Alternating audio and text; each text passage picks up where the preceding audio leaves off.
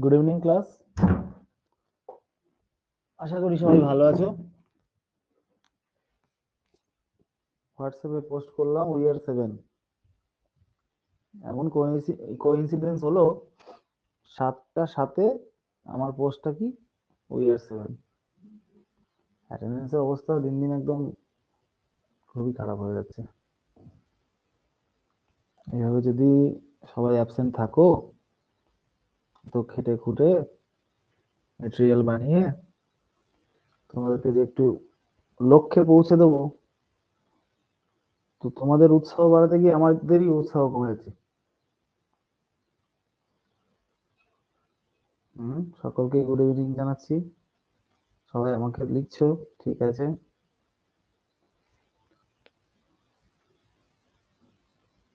ঠিক আছে, চলো আমরা শুরু করি।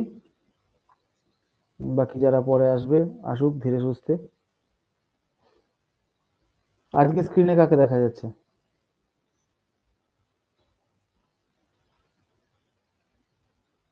চেনো তোমরা এনাকে?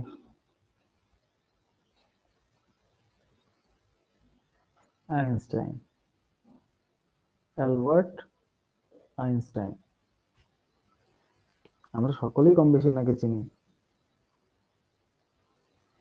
তো এনার সম্বন্ধে নতুন করে বলার কিছু নেই, তবু একটু বলি যে অ্যালবার্ট আইনস্টাইন ছিলেন একজন জার্মান পদার্থবিদ, ফিজিসিস্ট। তো তিনি অনেক সূত্র আমাদেরকে দিয়ে গেছেন যেগুলো মডার্ন সায়েন্সের জন্য খুবই গুরুত্বপূর্ণ। তার বিখ্যাত সূত্রটা কি তোমরা জানো? থিওরি অফ রিলেটিভিটি যেটাকে বলা হয়। আপেক্ষিকতার তত্ত্ব এরকম কিছু একটা ছিল, আমরা পড়েছিলাম, মনে পড়ছে না?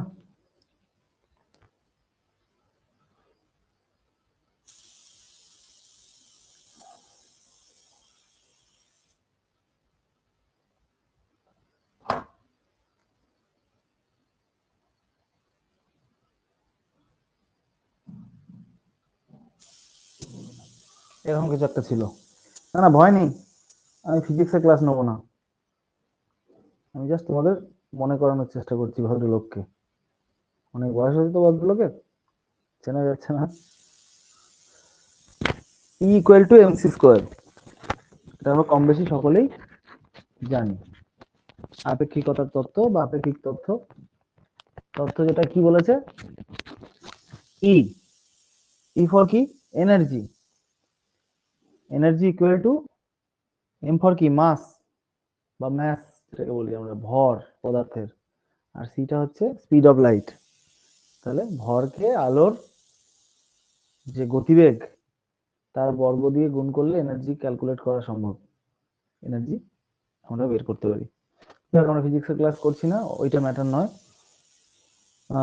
তিনি আরো অনেক থিওরি, যেমন কোয়ান্টাম থিওরি, এরকম কিছু থিওরি আমাদেরকে দিয়েছেন। এবং আমার চোখে তার থেকে বড় বিজ্ঞানী অন্য কাউকে আমি বলি না আর কি। সব থেকে বড় বিজ্ঞানী বলি আমি আইনস্টাইনকে মনে করি। যাই হোক, তিনি কি বলছেন সেটা আমাদের দেখার বিষয়, একটু দেখে নেব। Everybody is a genius.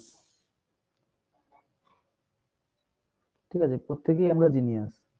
But if you জাজ a fish by its ability to climb a tree, আমরা যদি মাছকে বিচার করি যে মাছ গাছে উঠতে পারে কি পারে না, কোন মাছ ভালো পারে, তো সেটা কি আমাদের জন্য ঠিক না মাছটার জন্য ঠিক? একটা মাছ গাছে উঠতে পারে কিনা এইটা নিয়ে যদি আমরা বিচার করতে বসি, তাহলে কি হবে? It will live its whole life believing that it is stupid. তাহলে মাছকে যদি আমরা বিচার করি, মানে বিচার করি বলতে আমরা এখানটা বলতে পারি যে তার দক্ষতার পরিমাপ করি, যে সে গাছে উঠতে পারে কিনা, গাছে উঠতে কতখানি দক্ষ, তাহলে সে কি ভাববে? সে ভাববে যে আমি একজন বোকা, নির্বোধ। আমাদের বাস্তব জীবনে এই যে কথাটা, এই কোডটা কিভাবে কাজে লাগবে? দেখো, আমরা প্রত্যেকেই কিন্তু আলাদা। কোন দিক থেকে? আমাদের বিচারধারা, আমাদের ইন্টেলিজেন্স, ঠিক আছে, আমাদের যে পারিপার্শ্বিক অবস্থা, সমস্ত কিছু আলাদা। ঠিক যেভাবে মাছটা জলে থাকে তার পরিবেশটা আলাদা, আর গাছে চড়তে পারে যে সমস্ত জীবেরা তাদের পরিবেশটা আলাদা, তাদের জেনেটিক স্ট্রাকচার আলাদা, ঠিক আছে, তাদের ট্যালেন্টও আলাদা আলাদা। কিন্তু জিনিয়াস যে যার ক্ষেত্রে, ফিল্ডে, নিজের নিজের ফিল্ডে সবাই জিনিয়াস হয়। কিন্তু একটা মাছ সাঁতার কাটতে কাটতে একদম এক্সপার্ট, কিন্তু যে জীবটা গাছে চড়তে পারে মেবি সে হয়তো সুইমিং জানেই না। এবার যদি আমরা একটা মাছ আর একটা পাখিকে একই স্কেল দিয়ে মাপি তার দক্ষতাটাকে, যে পাখি আকাশে কত ভালো উঠতে পারে আর মাছ কত ভালো উঠতে পারে, কম্পিটিশন করাই, তাহলে মাছ কি ভাববে? মাছের মাথায় যদি এটা ঢুকিয়ে দেওয়া হয় যে তুই উঠতে পারিস না, দেখ পাখিটা কত সুন্দর উঠছে, এবং ও যদি না জানে যে ওড়াটা আমার জন্য নয়, বা আমি একটু একটু জলের উপর লাফ দিয়ে যেটুকু উঠছি ওইটুকু আমার জন্য অনেক, এইটা যদি তাকে বোঝানো না হয় তাহলে কিন্তু সে ভুল বুঝবে, এবং ভুল বুঝে নিজেকে সে স্টুপিড মনে করবে। আমাদের জীবনে কোথায় এটার প্রয়োগ অ্যাপ্লাই হচ্ছে কোথায়? না, একটা বাচ্চা যখন স্কুলে আসছে, একটা ক্লাসরুমে অনেক বাচ্চা থাকে, অনেক শিশু থাকে, প্রত্যেককে যদি আমরা একটাই ফিতে দিয়ে মাপি, মানে আমি অবশ্যই ফিজিক্যালি বলছি না, তার যে বুদ্ধিমত্তাটাকে, ইন্টেলিজেন্সটাকে, ব্রিলিয়েন্সকে যদি আমরা একই স্কেল দিয়ে মাপতে যাই, তাহলে কিন্তু অনেকেই অনেক রকম ভাবে ট্যালেন্টেড হওয়ার পরেও নিজেকে স্টুপিড মনে করবে। প্রত্যেকের নিজস্ব চাহিদা অনুযায়ী তাকে যদি আমি পড়াতে পারি, তাকে যদি আমি শেখাতে পারি, তবে তার অ্যাকচুয়াল যে ট্যালেন্ট এবং সে কতখানি জিনিয়াস সে নিজেও বুঝতে পারবে, এবং আমরাও তার সাহায্যকারী হিসেবে তার পাশে সবসময় থাকতে পারবো, এবং সে আমাদেরকে মেনে নেবে। তাহলে অবশ্যই আমাদের জীবনে এটা মাথায় রাখতে হবে যে প্রত্যেককে একই রকম দক্ষতা স্কেল দিয়ে, রেটিং স্কেল দিয়ে আমরা জাজ করতে যাব না। যে যে বিষয়ে পারদর্শী, যেটাতে তার ভালো লাগা কাজ করছে, যেটাকে করতে সে ভালোবাসছে, সেটাকে আমরা প্রায়োরিটি দিয়ে তার চাহিদা অনুযায়ী আমরা তাকে পড়াবো, শেখাবো। এটা তোমরা আরো ভালো জানতে পারবে যদি সিডাব্লিউএসএন সম্বন্ধে তোমাদের ধারণা থাকে। নিশ্চয়ই জানো সিডাব্লিউএসএন এর ফুল ফর্ম কি? কেউ জানো? লেখো দেখি। সিডাব্লিউএসএন, কেউ একজন ফুল ফর্মটা লেখো যদি জানা থাকে, তারপর আমি বলে দিচ্ছি।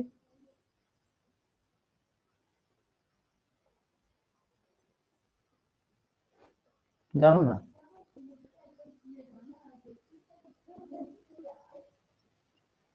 আমি বলি, C for child, W for with, S for special, N for need.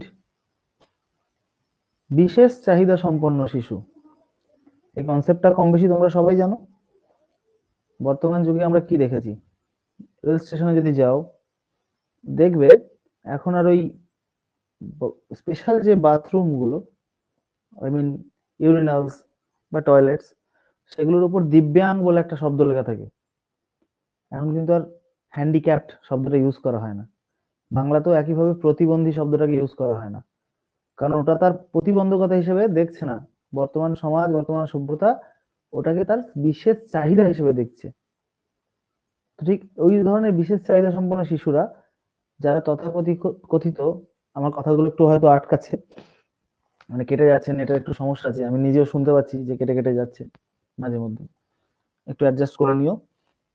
ওই তার যে জন্য আলাদা ইউরিনালস, বা তার জন্য যে আলাদা শিক্ষার ব্যবস্থার কাঠামো, এগুলো তার বিশেষ চাহিদা। তাকে আমরা কিন্তু প্রতিবন্ধকতা হিসেবে ওটাকে আমরা তার সামনে উপস্থাপন করব না। একজন চোখে দেখতে পায় না, তার সামনে যদি তাকে আমরা কানা বলে ডাকি, তার যেমন লাগবে, ঠিক একটা প্রতিবন্ধীকে হ্যান্ডিক্যাপড বা প্রতিবন্ধী বললে তার ততটাই খারাপ লাগবে। অবশ্যই যে অন্ধ সেটাও তার প্রতিবন্ধকতাই বটে, কিন্তু আমরা বলবো না, সে লিগাল অ্যাকশন নিতে পারে আমাদের এগেনস্টে, যে আমাকে এরকম বলেছে।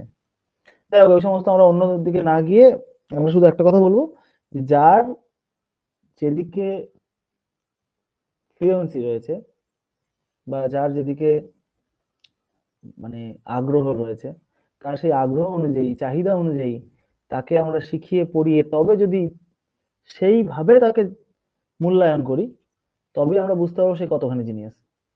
সবাইকে এক স্কেল দিয়ে আমরা মূল্যায়ন করব না। চলো, আর এটা নিয়ে সময় নষ্ট করছি না, নেক্সট স্লাইডে যাই। এই দেখো,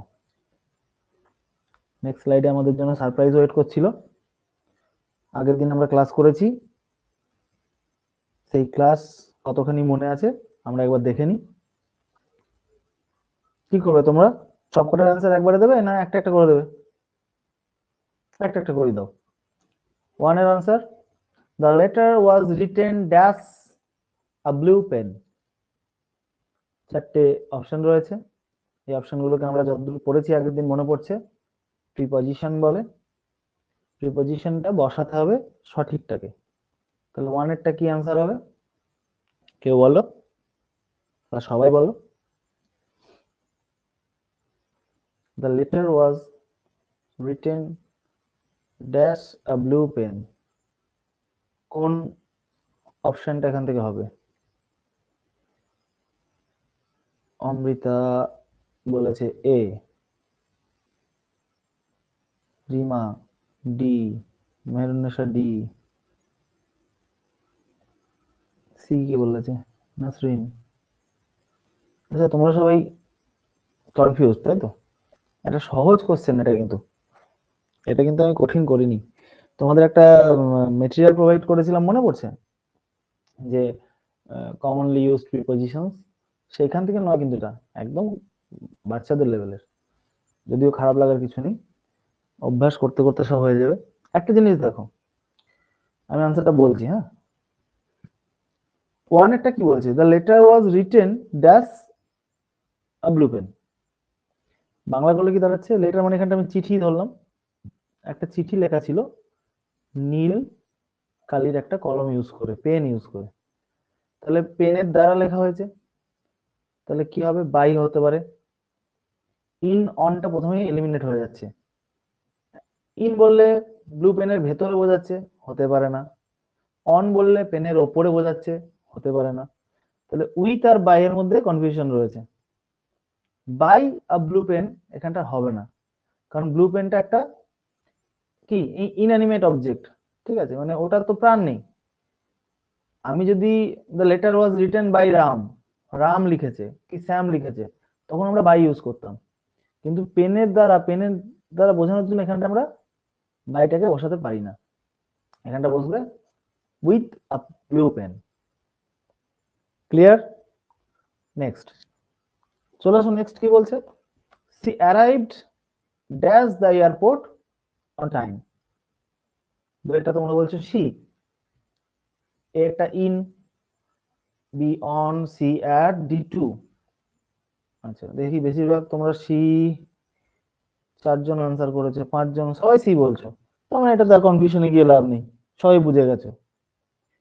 ইন দা এয়ারপোর্ট হবে না, কারণ এয়ারপোর্ট একটা বিশাল জায়গা নয়, যদিও হয়তো আমাদের বাড়ির তুলনায় বিশাল, হ্যাঁ, এবং খুব গুরুত্বপূর্ণ একটা জায়গাও নয়, কারোর পক্ষে গুরুত্বপূর্ণ হতে পারে, কিন্তু অ্যাকচুয়ালি ইন দা সেন্স, এইখানে যে সেন্সে বোঝাচ্ছে, সেখানটা কিন্তু একটা ছোট জায়গা, এয়ারপোর্ট একটা ছোট জায়গা বোঝাচ্ছে, তাই এখানটা কি বসবে?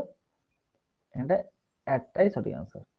অন এয়ারপোর্ট হবে না, ইনটা কেন হবে না বোঝালাম, টু তো হচ্ছেই না, এয়ারপোর্টের দিকে তো নয়, এয়ারপোর্টেই পৌঁছেছে সে, নির্দিষ্ট অবস্থানটা বোঝাচ্ছে, সেজন্য অ্যাড বসে গেল। 3-এর আনসার করো, দেখা যাচ্ছে 3টা? হ্যাঁ দেখা যাচ্ছে, তোমরা আনসার দিচ্ছ মানে দেখা যাচ্ছে। আই প্রেফার কফি, তারপর কি আছে? ড্যাশ টি। কি আনসার করছো তোমরা? 3-এরটা সি। বাহ, 3-এর এও করেছো কেউ, দেন 3-এর সি। এ আর সি এর মধ্যে কনফিউশন হচ্ছে, বি আর ডি তার মানে তোমরা এলিমিনেট করছো, আমি করে দিচ্ছি। আই প্রেফার কফি ফ্রম টি, হচ্ছে না। কফি উইথ টি, চা কফি মিশিয়ে খাচ্ছ নাকি তোমরা? যাই হোক, তোমরা দেন আর টু এর মধ্যে কনফিউজড আছো, এক্ষেত্রে টুটা হবে সঠিক আনসার। হ্যাঁ, দেনটা এখানে হবে না, এটা একদম কমনলি ইউজ প্রিপোজিশনের মতোই পড়ছে, এবং এটা সঠিক আনসার হলো 2। দেনটা এখানে হয় না, কারণ এটা সেই এটা তোমার অভ্যাসের ব্যাপার, তো যে কফিটা চায়ের মধ্যে তোমার অভ্যাস কোনটা সেটা বোঝাচ্ছে। দুটো বস্তুর মধ্যে তুলনার থেকে বড় কথা তোমার পছন্দের তুলনাটা হচ্ছে, সেই জন্য এখানটা দেন হয় না, এখানে 2 হয়। চারটা চলে এসো। She is good dash playing the piano. কি হবে চারটা আনসার করো। ফোরে তোমার বলছো এ, তাই তো? ফোরে সবাই বলছে, এই সি বলেছে কে? নাসরিন। বি বলেছে রিমা। আর কেউ কিছু বলবে? অমৃতা বলেছে এ। অমৃতা এ বলেছে। A for Amrita, C for Chakraborty, A for Aparna, A for D for De. বাহ, অপশন দিয়ে নাম এবং সারনেম, নাম এবং সারনেম গুলো একই রকম। আচ্ছা বেশ, চলে এসো, দেখা যাক কি হয় চারেরটা। She is good dash playing the piano. এখানটা হবে she is good at playing the piano. Good at, ঠিক আছে? গুড ইন হবে না, গুড অন প্লেইং পিয়ানো হবে না, good with playing the piano হবে না, গুড অ্যাট হবে। এটা she is good at playing the piano. আচ্ছা, এটা চলে আসো। আচ্ছা, আমি বেশি ব্যাখ্যায় যাচ্ছি না, আগের ক্লাসে যথেষ্ট ব্যাখ্যা হয়েছে। আজকে এটা নিয়ে যদি বলতে যাই পুরোটা, তাহলে গোটা ক্লাসটা চলে যাবে। তোমরা দেখে নেবে আগের ক্লাসটা, তাহলে বুঝতে পারবে। আচ্ছা, ঠিক বলছে the child is afraid dash the dark. এটা দেখো কমনলি ইউজ প্রিপোজিশনের মধ্যে পড়ছে, অ্যাফ্রেড অফ হয় সবসময়, ব্যাখ্যায় যাচ্ছি না। ঠিক আছে, তাহলে সি এরটা হচ্ছে সঠিক answer. A B D eliminated. 6 I rely dash my parents for support. Rely এর পর কি বসে জানো? এটাও একটা কমনলি ইউজ প্রিপোজিশন। বলো দেখি সবাই। হ্যাঁ, 6 এরটা বি। আচ্ছা, তোমরা মক টেস্ট দিয়েছিলে তো? মক টেস্টের কোশ্চেন গুলো কিরকম কি করছো না করছো, পারছো সব?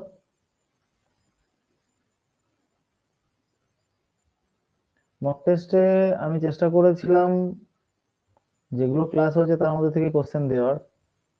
এবার কথা হচ্ছে, কোশ্চেন তো আমার হাতে 10টা, আর ক্রমশ ক্লাস বেড়ে চলেছে, সব চ্যাপ্টার টাচ করা যাচ্ছে না। হ্যাঁ, যাক ঘুরিয়ে ফিরিয়ে দেবো, তোমরা অভ্যেসটা চালিয়ে যাও, প্র্যাকটিসটা চালিয়ে যাও। ঠিক আছে, চলো আমি নেক্সট স্লাইডে যাচ্ছি। হুম, 6 বি অ্যান্সার সবাই দিয়েছো, খুব সুন্দর অ্যান্সার দিয়েছো। 6 এরটা কেউ এ দাওনি, 6টা তার মানে তোমাদের একদম সবাই ঠিক হয়েছে। চলে আসো, question number 7। We must finish this assignment dash Friday. কি হবে 7 এরটা?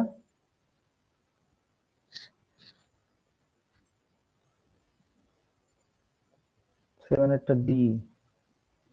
ডি বলেছে কে? শুভঙ্কর এ বলেছে, Amrita D, Suparna D, Rima D, Meherunnesa D, Atasi A. A এবং ডি এর মধ্যে কনফিউশন হচ্ছে, চলো কনফিউশন ক্লিয়ার করা যাক। We must finish the assignment until Friday আর অ্যাট ফ্রাইডে, এই দুটো বাদ দিয়ে দিতে হবে, কারণ দুটোর একটাও যাচ্ছে না, এলিমিনেট করে দিলাম। ঠিক আছে, দিনের ক্ষেত্রে এই যে একটা বার বোঝাচ্ছে, এখানে অ্যাড হওয়ার চান্স আসছে না। আর আনটিলটাও এখানে বোঝা যাচ্ছে যে we must finish the assignment until Friday, until এখানে কোনো সেন্সে আসছে না। তাহলে বি দিয়েছো কে? রিম্পা না, বি বাদ, আনটিল ফ্রাইডে হয় না। হ্যাঁ, আনটিল মানে তোমার এখানটায় সেই পর্যন্ত ঠিক বোঝাচ্ছে, কিন্তু ফ্রাইডে পর্যন্ত বলতে যেহেতু এখানে একটা নির্দিষ্ট পার্টিকুলার ডে উল্লেখ আছে, সেক্ষেত্রে আনটিল বসে না। এটা হবে হচ্ছে হয় বাই নয় অন। এবার কি হবে? অন হবে না, আমরা শুক্রবার শেষ করব তা নয়, আমরা শুক্রবারের মধ্যে শেষ করব, বাই ফ্রাইডে। এটা সঠিক আনসার। আর এটা চলে এসো, আর এটা কি বলছে? I am looking forward dash your visit. ঠিক আছে, তাহলে লুকিং ফরওয়ার্ড এর পর কি হবে? সবাই ঠিক আনসার দিয়ে দিয়েছে, এটা আমি আর ঝামেলায় যাচ্ছি না। ঠিক, লুকিং ফরওয়ার্ড টু, এটা commonly use preposition. He is responsible dash the marketing department. Responsible পরে কি বসে? হ্যাঁ, একদম কোনো কনফিউশন নেই, সবাই ঠিক দিচ্ছে। He fell dash the ladder and broke his arm. এটা কি হবে? মই থেকে পড়ে গিয়েছে। ল্যাডার মানে কি? মই তো, সাপলুডু খেলার সেই মই, মনে পড়ছে? 10b 10c 10c 10c 10c 10c একদম ফেল অফ হয়, ঠিক আছে। ফেল ইন ময়ের মধ্যে পড়েনি, ময়ের উপরেও পড়েনি, অ্যাড তো আসছেই না, জায়গার নাম বোঝাচ্ছে না, তাহলে এখানটা ফেল অফ দ্য ল্যাডার মানে মই থেকে পড়ে গেছে। He is excellent dash solving complex problem. Excellent কি হয়? বলো দেখি, 11টা আনসার দাও। 11 excellent in solving. 11 Q, Q মানে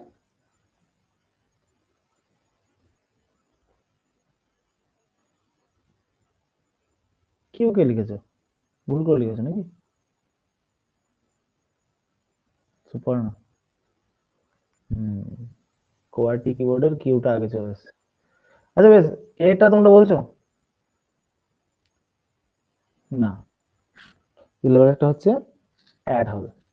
is excellent at solving complex problems. In on এগুলো হবে না।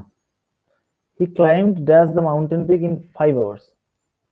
5 ঘন্টার মধ্যে ও পর্বতের চূড়ায় উঠে পড়েছে। আপ বলছো, ক্লাইম্ব আপ, ঠিক।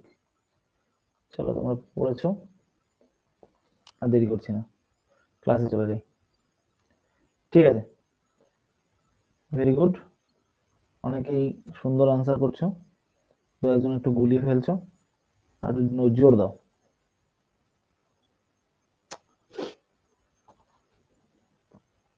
Next slide. নেক্সট স্লাইডে কি লেখা আছে? Role of listening and speaking in learning English as second language. ESL, এই টার্মটার সঙ্গে তোমরা পরিচিত, English as second language.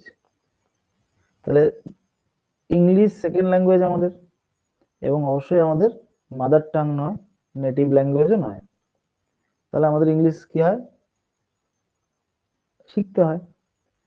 Acquisition তো হয়ই, কিন্তু মাতৃভাষা যতখানি অ্যাকুইজিশন হওয়া সম্ভব, ইংলিশ কিন্তু ততখানি অ্যাকুইজিশন আমাদের হয় না। আমাদের ইংলিশ শিখতে হয়, লার্ন করতে হয়।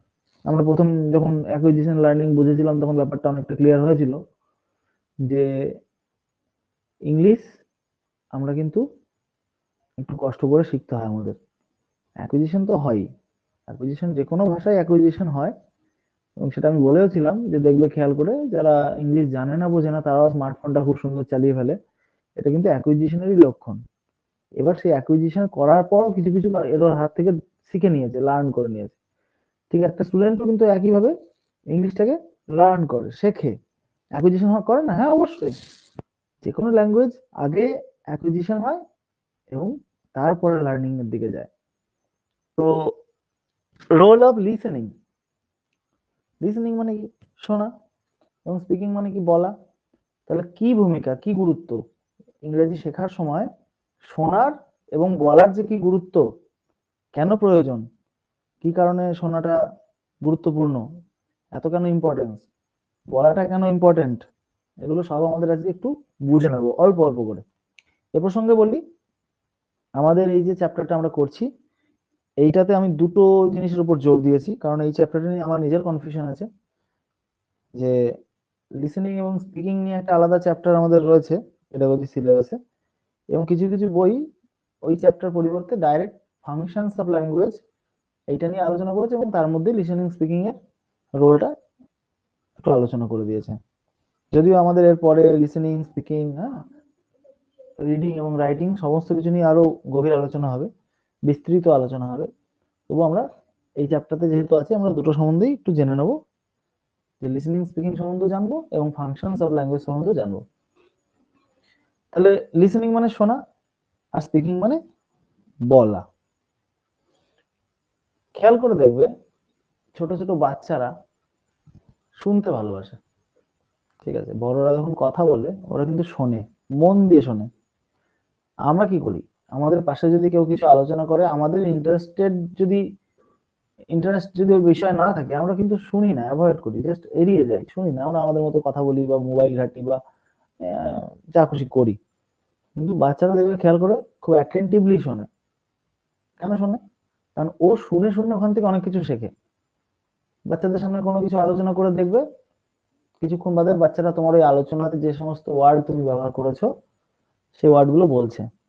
বা খেয়াল করে দেখবে টিভিতে বা মোবাইলে একটা কার্টুন দেখছে, সেখান থেকে একটা ডায়লগ সে মুখস্থ করে ফেলেছে, কি একটা কবিতা বা একটা গানের একটা কিছু লাইন, সেটা খুব সহজেই আয়ত্ত করে ফেলেছে। ওটা কিন্তু ওকে কেউ হাতে ধরে শিখিয়ে দেয়নি, ও কিন্তু জাস্ট শুনেছে এবং এতটাই মন দিয়ে শুনেছে যে ওটাকে ও বলতে পারছে। তাহলে লিসেনিং আর স্পিকিং এই দুটো কিন্তু ইন্টারকানেক্টেড, একটার সঙ্গে আরেকটা খুব ভালোভাবে যুক্ত রয়েছে। একজন ভালো লিসেনার, একজন ভালো স্পিকার। তুমি আমি যদি কোনো কথা ভালো করে না শুনি, কেউ আমাকে একটা কিছু বলছে, আমি যদি সেটা মন দিয়ে না শুনি, তাহলে কি আমি তাকে সঠিক উত্তরটা দিতে পারবো? পারবো না। তাহলে দেখো সবভাবেই কিন্তু লিসেনিং এবং স্পিকিং একসাথে জড়িত। রিডিং এবং রাইটিংটা বাদ দিয়েও কিন্তু লিসেনিং এবং স্পিকিং এর মাধ্যমে শিক্ষণ, টিচিং এবং লার্নিং সম্ভব। আমি এই প্রসঙ্গে আরেকটা কথা তোমাদের মনে করাতে চাই যে এক সময় কিন্তু আমাদের যে কি বলবো, হিন্দু বলবো না সনাতন বলবো, যে আমাদের যে ধর্মই বলো, আমাদের যে আদি যুগের যে সমস্ত মুনি ঋষিদের যুগ ছিল, তখন কিন্তু বেদ পড়ানো হতো। বেদ কিন্তু মুখস্থ করানো হতো, শুনে শুনে মুখস্থ করানো হতো। ভালো করে বুঝবে, বেদ শুনে শুনে মুখস্থ রাখতে হতো। স্যার তখন কি তাহলে লেখার ব্যবস্থা ছিল না? ছিল, অবশ্যই ছিল। মেবি আমাদের এখনকার যে সমস্ত লেখার সামগ্রী আমরা ব্যবহার করি, যে সমস্ত মেটেরিয়ালস আমরা ইউজ করি, পেপার, পেন, হ্যাঁ, ব্ল্যাকবোর্ড, বা আরো যে ডিজিটাল নোটপ্যাড চলে এসছে, মোবাইলে আমরা লিখতে পারি, টাইপিং করতে পারি, কিবোর্ড, ল্যাপটপ, মাউস, এই সমস্ত ডিভাইস গুলো ইউজ করে আমরা লিখতে পারি। তখন হয়তো এগুলো না থাকলেও লেখার ব্যবস্থাটা ছিল, কিন্তু তবুও বেদটাকে শুনে শুনে মনে রাখতে হতো। সেজন্য বেদকে কি বলা হয়? বেদের অপর নাম কি মনে করো তোমরা? বেদের অপর নাম কি ছিল? আর আমরা চলে যাই পরের স্লাইডে। শ্রুতি, ঠিক, শ্রুতি। কেন শুনে শুনে মনে রাখতে হতো? একটা জিনিস তোমাদের বুঝে নিতে হবে যে পুস্তকাস্তা তুজা বিদ্যা পরহস্তগতং ধনম কার্যকালে সমুৎপন্নে নহসা বিদ্যা ন তদ্ধনম, এরকম একটা কিছু ছিল। আমি পুরো মনে করতে পারছি না, সংস্কৃত সম্বন্ধে আমার খুব একটা ধারণা নেই, কিন্তু যতদূর মনে পড়ছে এর বাংলা মানেটা কিরকম, যে বইয়ের মধ্যে থেকে যাওয়া বিদ্যা আর পরের হাতে থেকে যাওয়া ধন কার্যকালে অর্থাৎ প্রয়োজনের সময় কোনোটাই কাজে আসে না। তুমি ডাক্তার হয়েছ, ডাক্তারি বইগুলো তোমার পড়া হয়ে গেছে, তোমার মাথায় নেই, বইতেই রয়েছে। পেশেন্ট এসেছে, স্যার বাঁচান, আমার বুক ধরপড় করছে, ম্যাডাম বাঁচান, তুমি বইয়ের পাতা উল্টোচ্ছ। শুভঙ্কর বন্দ্যোপাধ্যায়, হ্যাঁ ঠিক, আচার্য চাণক্য শ্লোক। তো তখন যদি তুমি বইয়ের পাতাটা উল্টোতে থাকো, তোমার পেশেন্ট তো শেষ হয়ে যাবে ওখানে। তো বইয়ের ভিতরে বিদ্যা থেকে লাভ নেই। বিদ্যাটাকে কোথায় নিতে হবে? আমাদের মস্তকে ধারণ করতে হবে, ব্রেনের ভিতর নিয়ে নিতে হবে। ঠিক একইভাবে নিজের টাকা পরকে দিয়ে রাখলেও দরকারের সময় পাওয়া যায় না। তো এই কারণেই শোনা এবং বলার মাধ্যমে এতটাই বারবার বলা হতো। স্যার তাহলে কি মুখস্থ করা? মুখস্থ করা ঠিক নয়। মুখস্থ দেখো, সমস্ত কিছু কিন্তু আমরা মুখস্থ বলি, যে জিনিসগুলো সমস্ত কিছু কিন্তু আমাদের মুখস্থ নয়। ব্যাপারটা অনেকটা বলতে পারো আয়ত্ত করা। তুমি ক্লাসে ঢুকে বলছো গুড মর্নিং, স্টুডেন্টরা তোমাকে কি বলছে? Good morning ma'am, good morning sir. এটা কি মুখস্থ বলবে তোমরা? না, এটা কিন্তু শিখেছে যে গুড মর্নিং বলছে মানে স্যার বা ম্যাডাম আমাদেরকে সুপ্রভাত জানাচ্ছে, আমাদেরকে আন্তরিকভাবে শুভেচ্ছা একটা জানাচ্ছে, তাই আমরাও শুভেচ্ছা জানানোর জন্য পাল্টা বলছি। এটা কিন্তু মুখস্থ লজিক নয়, এটা শেখারই একটা অংশ। সে আয়ত্ত করেছে যে কিসের পরিপ্রেক্ষিতে কি বলতে হয়। তো সেই জন্য শোনার গুরুত্ব আছে এবং ওইটাকে মনে রাখারও গুরুত্ব আছে, যে গুড মর্নিং বলে গুড মর্নিং মানে পাল্টা বলতে হয়। ঠিক এই কারণে লিসেনিং এবং স্পিকিংটা গুরুত্বপূর্ণ, এবং সেই কারণেই বলা এবং শোনা অভ্যাসটা আমাদের করাতে হবে। বিশেষ করে শোনার অভ্যাসটা। এই যে আমি বলছি তোমরা শুনছো, এই না শুনলে কি হবে? স্যার কিছুই হবে না, আপনি তো দিয়ে দেবেন এটা হোয়াটসঅ্যাপে পড়ে নেবো। না স্যার, আপনার থেকে ভালো ভালো নোট পেয়ে যাবো স্যার। সব সম্ভব, কিন্তু তবুও মন দিয়ে শোনার একটা গুরুত্ব রয়েছে, ঠিক আছে? সেই একটা জিনিস বুঝতে হবে যে আমরা কোনো কিছু ভালো করে মন দিয়ে শুনলে তবেই সেটা আমরা দৃঢ়ভাবে মাথায় ধারণ করতে পারবো, আমাদের মেমোরিতে সেটা স্টোর হবে, ঠিক আছে? তো চলে এসো, এই যে শোনার যে রোল, ভূমিকা, সেটা আমরা একটু দেখে নিই। মুখে অনেকটাই বললাম, এবার একটু লিখিত আকারে দেখে নিই। দ্য রোল অফ লিসনিং, শোনার ভূমিকা। Listening is often regarded as the, আচ্ছা দা আর দি এর উচ্চারণটা মনে আছে তোমাদের নিশ্চয়ই, এখানে কি হবে? দা হবে। As the foundational receptive skill crucial for all other language development. Receptive skill, এটা কোথা থেকে এসছে? একটা হয় রিসেপটিভ, আর একটা হয় কি, কেউ বলতে পারবে? লেখো দেখি। রিসেপটিভ মানে আমরা যেটা গ্রহণ করছি, বাইরে থেকে ইনপুট আসছে, আমরা সেটাকে গ্রহণ করছি, সেটা হচ্ছে রিসেপশন। মানে রিসেপটিভ স্কিল বলতে আমাদের তাহলে কি কি বোঝাচ্ছে? প্রোডাক্টিভ, ঠিক লিখেছো তোমরা। আচ্ছা, ওটা অনেকে প্রোডাক্টিভ বলে, অনেকে এক্সপ্রেসিভ বলে, প্রকাশ করার জন্য।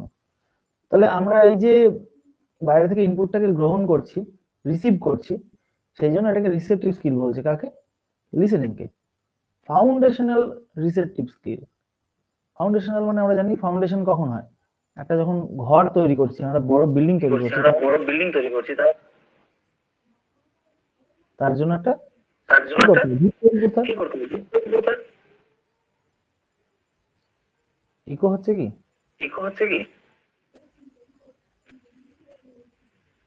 সম্ভবত ইকো হচ্ছে। কিভাবে ইকো সম্ভব? আর কি ইকো হচ্ছে?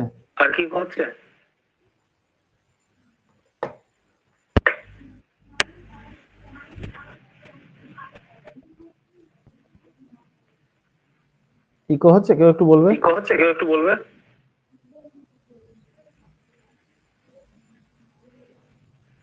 নেটওয়ার্কের কোনো ইস্যু গো?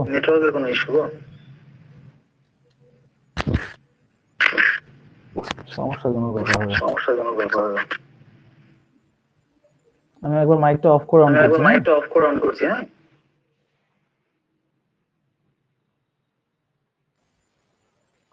হ্যালো, ইকো হওয়ার কারণ কিন্তু বোঝা যাচ্ছে না।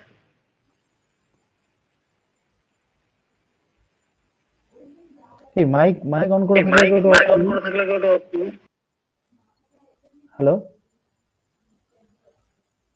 আচ্ছা হ্যাঁ, ঠিক আছে,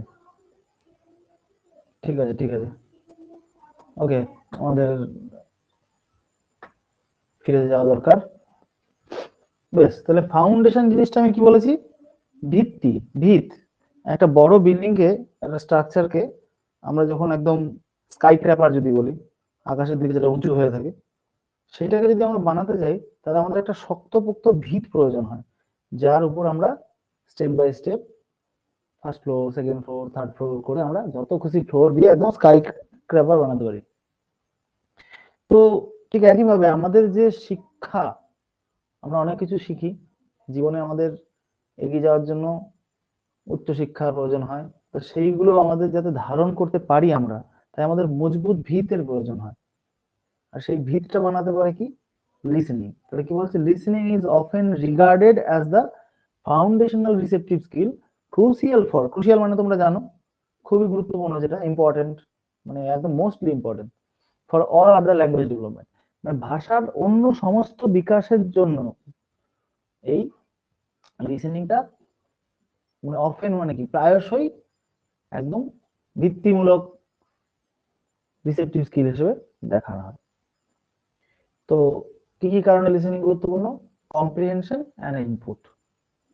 কম্প্রিহেনশন মানে তোমরা জানো বোধ, কোনো কিছুকে ভালো করে বুঝতে গেলে আমাদের কি দরকার? শুনতে হবে ভালো করে, এবং সেখান থেকে কি কি ইনপুট আসছে সেটা আমাদের দেখতে হবে। Learners must first be able to understand the language they hear. Learners must be able to understand the language they hear. যে ভাষাটা তারা শুনছে তাদেরকে অবশ্যই সেই ভাষাটা বুঝতে সক্ষম হতে হবে। Listening provides the primary source of English input, exposing learners to natural language use, including variations in speed, tone, and accent. তাহলে কি, যে শিশুটা স্কুলে এসেছে বা যাকে আমি শিক্ষা দেবো, মেবি সে এমন একটা পরিবেশ থেকে এসেছে সে ইংলিশ শোনেনি, না স্যার মোবাইলে শুনেছে, টিভিতে শুনেছে, এগুলো বিতর্কের বিষয়, কিন্তু আমাকে ধরে নিতে হবে যে সে ইংরেজি ভাষাটার সঙ্গে ফ্যামিলিয়ার নয়, সে প্রথম শুনছে। তাহলে আমরা তাকে ইংরেজি বলা বন্ধ করে দেবো যে না শুনলে ভয় পেয়ে যাবে? না, তাকে আরো উৎসাহিত করতে হবে, তাকে ইংলিশে ইনপুট দিতে হবে, ঠিক আছে, তাদেরকে এক্সপোজ করতে হবে ন্যাচারাল ল্যাঙ্গুয়েজ ইউজে। তাহলে আমরা কোনগুলো বলবো তার সামনে, যেগুলো ন্যাচারালি আমরা ইউজ করি। এই যে আমি তোমাদের বাংলা ইংলিশ ক্লাস করেছি, শোনা যাচ্ছে না? তা কেন হবে? সবাই শুনতে পাচ্ছ? রিমা খান, সম্ভবত তোমার নেটওয়ার্ক প্রবলেম, একবার লিভ করে জয়েন করতে পারো বেশি সমস্যা হলে। ঠিক আছে, যেখানে ছিলাম আমরা, তাহলে আমাদের কি করতে হবে, আমাদেরকে ন্যাচারাল ল্যাঙ্গুয়েজ ইউজ, যেগুলো আমরা সাধারণত ইউজ করি, তার সামনে সেই সমস্ত ইংরেজি শব্দ আমরা বলবো, ইনপুট তাকে দেবো যেগুলো ন্যাচারালি আমরা ইউজ করি, মানে ভাষাতে যেগুলো সাধারণ, খুবই সাধারণ। তাকে আমরা, শশী থারুরকে চেনো তোমরা? শশী থারুরকে, মানে তার প্রমোশন আমি করছি না, আমি যতদূর শুনেছি বা আমি যতদূর জানি আমাদের ইন্ডিয়াতে মানে শশী থারুরের মতো ইংরেজি জানা লোক খুব কম আছে। অনেকে, ইভেন অনেকে এটা বলে যে ইংরেজরাও শশী থারুরের কাছে ইংরেজি শিখতে আসেন। যাই হোক, এবার তাকে ওই শশী থারুরের ইংলিশ বললে হবে না, তাকে কমন যে ভাষাতে ব্যবহার করা এই শব্দগুলো সেগুলো আমরা প্রথমে বলবো। হুম, ঠিক আছে, যেমন প্লিজ স্ট্যান্ড আপ, বা প্লিজ বললাম না, stand up, sit down, good morning, good afternoon, good নুন, হ্যাঁ, গুড ইভিনিং, এই সমস্ত ছোট ছোট যে ন্যাচারাল শব্দ যেগুলো শুনে তার ভয় লাগবে না, সেই ধরনের শব্দগুলো কি করতে হবে, স্পিড, টোন অ্যান্ড অ্যাসেন্ট, মানে তার যে বলার গতিবেগ বা উচ্চারণের ধরন, গলার স্বর যেটা, সেইগুলো দিয়ে, আমি এটাকে তোমাদের একদিন বলেছিলাম না যে মানুষের কণ্ঠস্বর কিন্তু অনেকটা তার পার্সোনালিটির উপর ডিপেন্ড করে, এবং কণ্ঠস্বর অনুযায়ী কিন্তু তাকে লোকে বেশি শোনে। দেখবে কিছু কিছু মুভি ডাবিং করার জন্য স্পেশালিস্ট লোক থাকে, তার ভয়েসটাই এত সুন্দর, তার ভয়েসটা মুভিতে আছে বলে সেই মুভিটা বেশি হিট হয়ে যায়।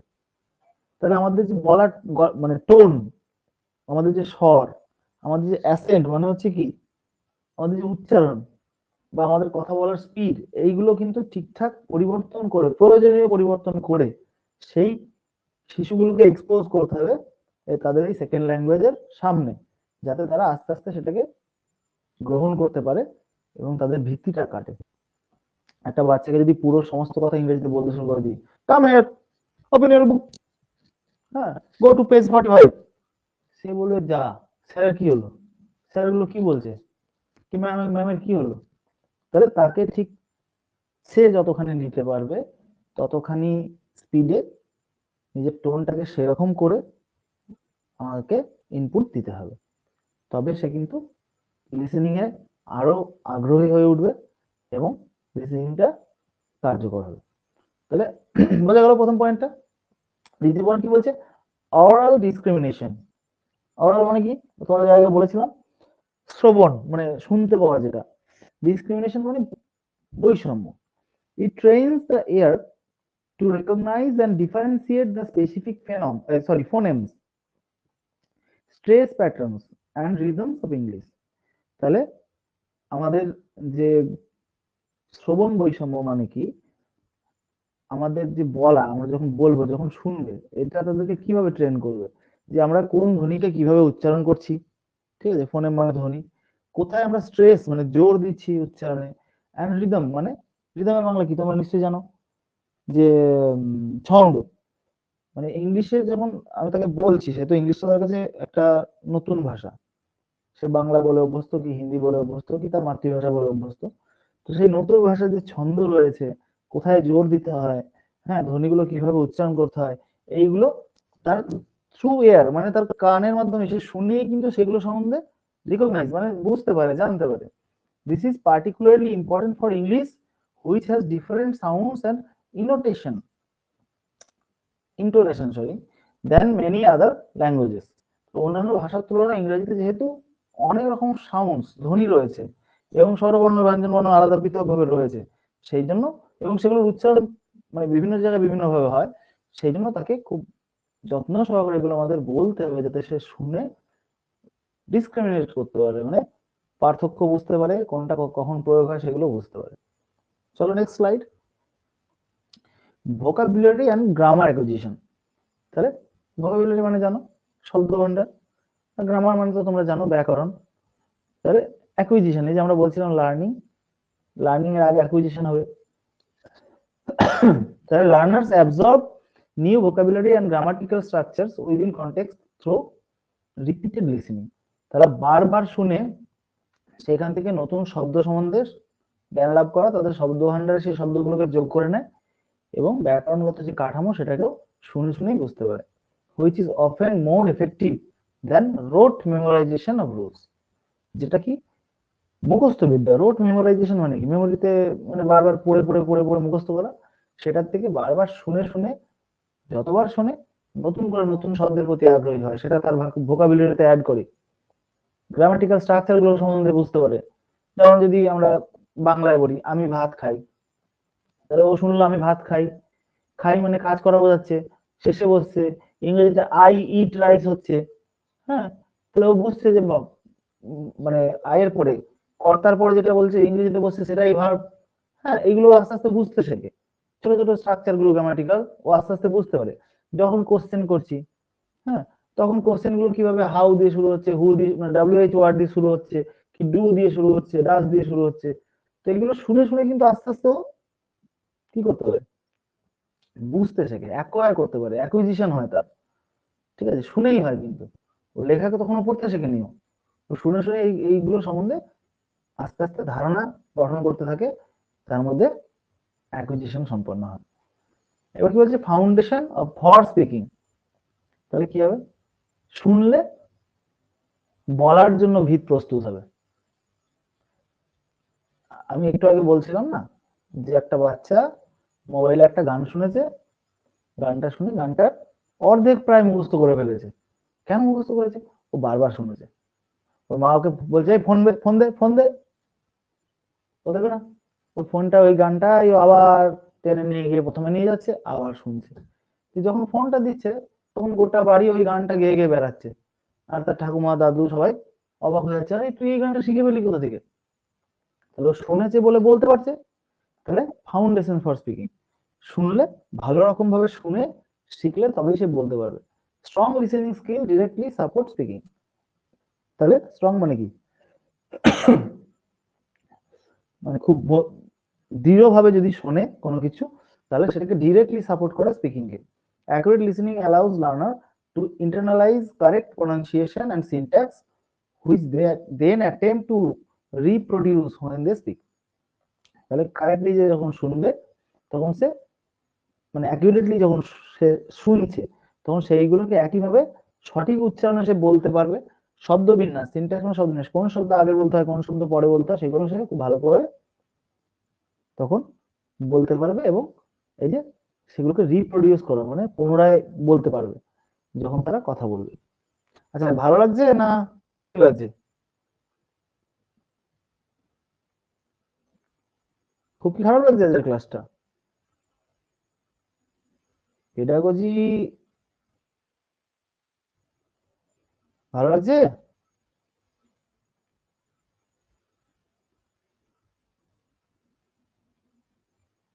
পেডাগজি ইন্টারেস্টিং, সাবাস, ঠিক আছে। নেক্সট স্লাইড যাচ্ছি। এবার হচ্ছে রোল অফ স্পিকিং, বলার কি ভূমিকা। কথা বলার যে কি ভূমিকা এটা বলতে যাওয়াটাই বোকামি। কথা এই যে তোমরা বলছো না আমি একতরফা বকছি, কেমন লাগে আমি বুঝছি। তোমরা তো দেখছো স্যার বলছে, তোমরা শুধু লিসেন করছো, আমি শুধু স্পিক করছি।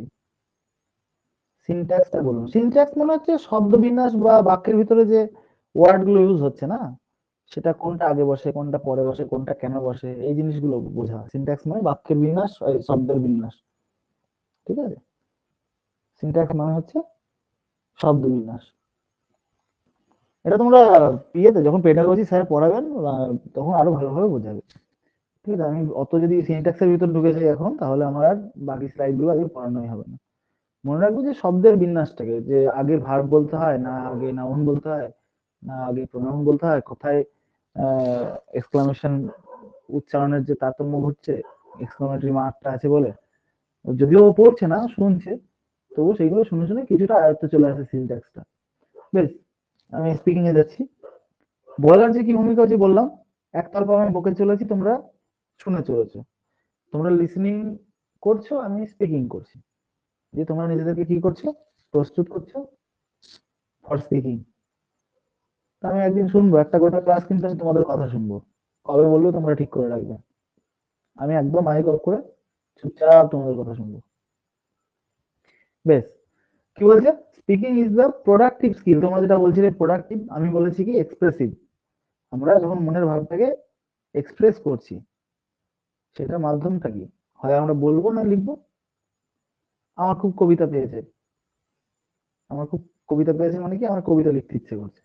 তো সেরকম মনের ভাব প্রকাশ করতে ইচ্ছা করছে, সেই জন্য সে কি করছে, বলছে। আর বলছে মানে তার মধ্যে থেকে শব্দ উৎপন্ন হচ্ছে, ভাষা উৎপন্ন হচ্ছে, তাই এটাকে বলছে প্রোডাক্টিভ স্কিল। প্রডিউস হচ্ছে, প্রোডাক্ট তৈরি হচ্ছে। That এনাবেলস real world applications and interaction, transforming passive knowledge into active ability. এই প্যাসিভ নলেজ আর অ্যাক্টিভ এবিলিটি, এটা ভালো করে বোঝো। প্যাসিভ নলেজ, প্যাসিভ মানে কি? নিষ্ক্রিয় বলতে পারো অনেকটা। মানে তোমার ভিতরে যে জ্ঞানটা রয়েছে সরাসরি কিন্তু সেই জ্ঞানটা নেই, তুমি বিভিন্ন ভাবে শুনে শুনে শুনে একটা জ্ঞান অর্জন করে রেখেছো, এবং যখন সেটাকে তুমি প্রয়োগ করছো, অ্যাক্টিভলি প্রয়োগ করছো, সেটা তুমি কোথায় প্রকাশ করছো? Through speaking. হ্যাঁ, তাহলে কি বলছে? Speaking is the productive skill that এনাবেলস real world application, মানে একদম কি বলবো, বাস্তবে প্রয়োগ, অ্যান্ড ইন্টারাকশন, কথোপকথনের জন্য। যখন একজনের সঙ্গে আরেকজনের ইন্টারাকশন হচ্ছে, বাংলায় কি যেন বলে, মিথস্ক্রিয়া। ট্রান্সফর্মিং প্যাসিভ নলেজ, যেখানে কি হচ্ছে, তার যে লব্ধ জ্ঞান নিষ্ক্রিয় হয়ে রয়েছে তার ভিতরে, সুপ্ত হয়ে রয়েছে যে জ্ঞানটা, সেইটা অ্যাক্টিভলি তার এবিলিটি, দক্ষতা হিসেবে প্রকাশ হচ্ছে থ্রু স্পিকিং। এবার তাহলে স্পিকিং এর কি কি প্রয়োজন আছে, কি কি গুরুত্ব আছে? Fluency development. ফ্লুয়েন্সি মানে তোমরা জানো কি কি বলা যেতে পারে? সাবলীলতা, স্বাচ্ছন্দ্য। Regular speaking practice moves language from the learners passive memory into active use, building speed and spontaneity, which are key components of fluency. The fluency key component কি কি? Spontaneity and speed. মানে কি বলবো, বাংলা বলা খুবই কঠিন এগুলোর, কারণ আমি তোমাদেরকে প্রথমেই বলে নিয়েছি যে এই সমস্ত ওয়ার্ড গুলোর বাংলা আমি ঠিক বলতে পারি না। এরকম বলা যেতে পারে যে স্পিড মানে তোমরা জানো গতি, যে কতটা দ্রুত বলতে হবে বা কতটা আস্তে বলতে হবে। আর স্পন্টানিটি মানে এরকম বলা যেতে পারে যে তুমি কতখানি নিজের থেকে বলছো, কি জন্য বলে এটাকে, স্বতঃস্ফূর্ততা, কতটা স্বতঃস্ফূর্ত ভাবে, মানে নিজে নিজে বলতে পারছো, ভাষাটাকে ইউজ করতে পারছো।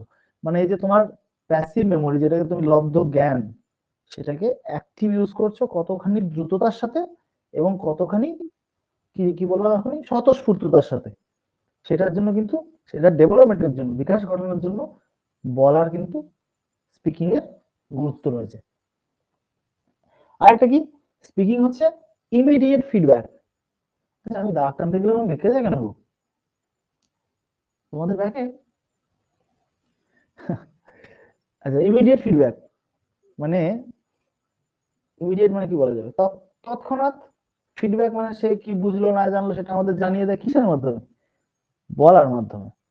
তুমি যদি একটা কথা বললে, সব স্টুডেন্টরা শুনলো, সে যদি তোমাদেরকে লিখে প্রকাশ করে, তাহলে সেটা কি তৎক্ষণাৎ হচ্ছে? লিখতে সময় লাগছে, খাতাটা তোমার কাছে পৌঁছতে সময় লাগছে, তারপরে তুমি বুঝতে পারছো সে শিখেছে কি, বুঝেছে কি, এখান থেকে কি তার উপলব্ধি। তাহলে বলাটাই হচ্ছে একমাত্র ইমিডিয়েট ফিডব্যাক। মানে আমি এইভাবে যদি বলি, আগে আমাদের যখন টেলিফোন মোবাইল এসব আসেনি, তখন কি হতো, চিঠি লেখা হতো। আমি আমার প্রিয়জনকে, আমার কোনো রিলেটিভকে একটা চিঠি লিখলাম, সে চিঠি আমি থ্রু পোস্ট পাঠালাম, সে 15 দিন বাদে পেলো। 15 দিন ধরে আমার তাল কেটে গেল যে কি লিখেছিলাম। তারপরে সে আমাকে আনসার পাঠালো আরো 15 দিন, মানে 30 দিন বাদে সে আমার চিঠি পড়ে তার উত্তর পাঠালো। আমি ভুলেই গেছি যে আমি কি কি লিখেছিলাম, তাকে কি বলতে চেয়েছিলাম, বা তার কাছ থেকে কি জানতে চেয়েছিলাম। দিয়ে আমাদের কি হলো ব্যাপারটা, ইনস্ট্যান্ট তো হলো না, কিন্তু ফোনের সাথে কি হচ্ছে, ইনস্ট্যান্ট হচ্ছে থ্রু স্পিকিং। আমি তার সঙ্গে কথা বলছি, ফোন তুলে বলি না, হ্যাঁ দেবাশিস স্পিকিং। তো স্পিকিং মানে কি, আমি বলবো, সে লিসেন করবে, সে বলবে, আমি লিসেন করবো, ইমিডিয়েট ফিডব্যাক হচ্ছে। Speaking offers opportunities for immediate interaction and correction from teachers to native speakers. তাহলে কি হয়, যদি স্টুডেন্টরা বলে, স্পিকিং যখন হচ্ছে, বলা যখন হচ্ছে, তখন কি সুযোগ দেয় আমাদেরকে, কি অফার করে, ইমিডিয়েট ইন্টারাকশন, সঙ্গে সঙ্গে তার মিথস্ক্রিয়া, এবং কারেকশন ফ্রম টিচার্স ও নেটিভ স্পিকার।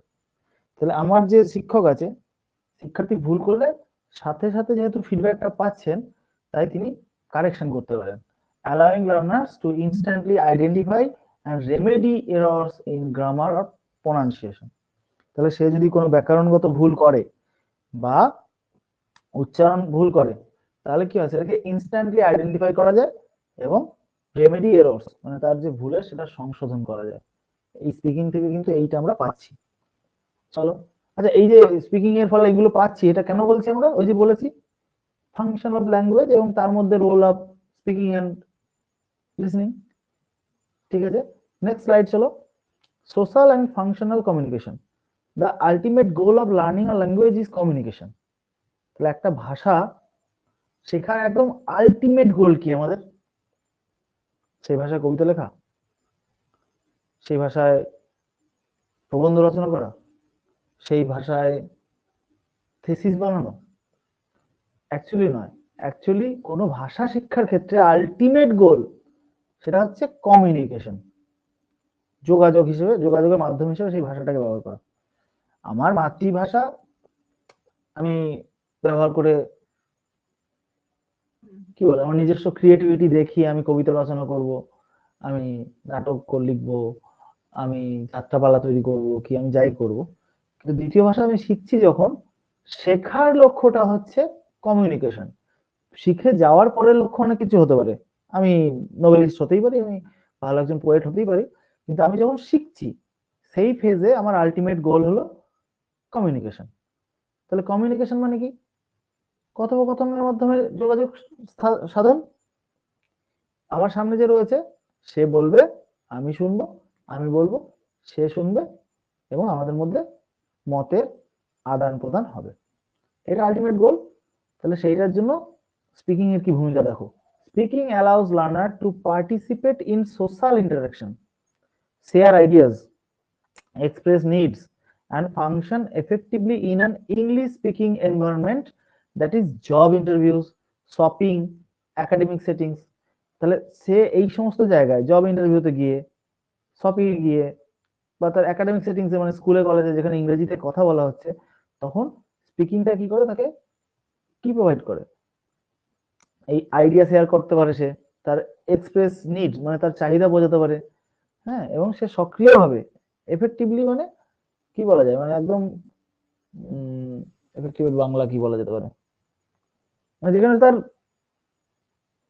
প্রয়োজনটা মিটছে, মানে ওই কথোপকথনের প্রয়োজনের, যে তার কি প্রয়োজন সে জানতে চাইছে, আমাকে এটা দাও, শপিং এর জন্য সে গিয়ে বলছে আমাকে এটা, এই জিনিসটা আমি কিনতে চাই, কত দাম, এই সমস্ত কথাগুলো বলে ডাইরেক্ট যে সোশ্যাল ইন্টারাকশন সেটাও হচ্ছে, এবং তার যে আইডিয়া শেয়ার করা, ঠিক আছে, চাহিদা বোঝানো, এগুলো সফল হতে পারে বারবার স্পিকিং প্র্যাকটিস করানোর পরে।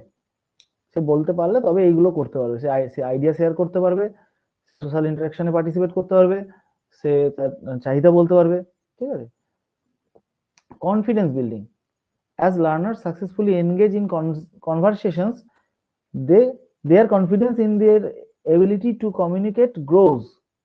তাহলে যখন সাকসেসফুলি এনগেজ হয় কিসে, কথোপকথনের মধ্যে, তাহলে তাদের কনফিডেন্স বিল্ড আপ হয়, তারা বুঝতে পারে যে আমার অ্যাবিলিটি, দক্ষতা আমার বেড়ে চলেছে, এবং কি করে, reducing anxiety associated with a second language. তাহলে আমাদের প্রত্যেকের কিন্তু দ্বিতীয় ভাষা নিয়ে একটা অ্যাংজাইটি কাজ করে, কি জানি বলতে পারছি তো, ঠিক হচ্ছে তো, কিছু ভুল বলছি না তো। এটা যত বলানো হবে তাকে, লার্নারকে, তত তার কনফিডেন্স বিল্ড আপ হবে এবং তার অ্যাংজাইটি ডিক্রিজ হতে থাকবে, রিডিউস হতে থাকবে। ক্লিয়ার? Next slide. এবার চলে যাচ্ছি আমি ফাংশনস অফ ল্যাঙ্গুয়েজ। এই যে আমরা স্পিকিং আর লিসেনিং সম্বন্ধে বুঝলাম কেন দরকার, কি ফল পাবো সেখান থেকে আমরা, যে আমরা যদি লিসেনিং এ অনুপ্রেরণা দিই লার্নার্সদের, তাতে তাদের কি উপকার হবে, আমরা তাদের যদি বলতে উৎসাহিত করি, স্পিকিং এ উৎসাহিত করি, তাতে তাদের কি উপকার হবে। এইগুলো শেখার পর আমরা চলে যাব যে আমাদের ভাষার যে ফাংশনস, ভূমিকা। সুভাকে মনে আছে? সুভাষিনী, বাংলায় কোথাও পড়েছিলাম। সে কথা বলতে পারতো না, তার বন্ধু ছিল সম্ভবত একটা গাভী, কার লেখা মনে করতে পারছি না, হ্যাঁ ডাম ছিল ঠিক। তো যাই হোক, তার ভাষা ছিল না, তার ভাষা না থাকায় তার কি কি সমস্যা হয়েছিল সেটা আর তোমাদের নিশ্চয়ই মনে করাতে হবে না। তো ভাষার প্রয়োজন আছে, ভাষার গুরুত্ব রয়েছে, ভূমিকা রয়েছে। কি কি ভূমিকা রয়েছে আমাদের দৈনন্দিন জীবনে, সেগুলো একটু দেখে নেওয়া যাক। আচ্ছা, আজকের অ্যাটেন্ডেন্স হচ্ছে 15 দেখাচ্ছে, তার মানে 12-13 জন আছি আমরা।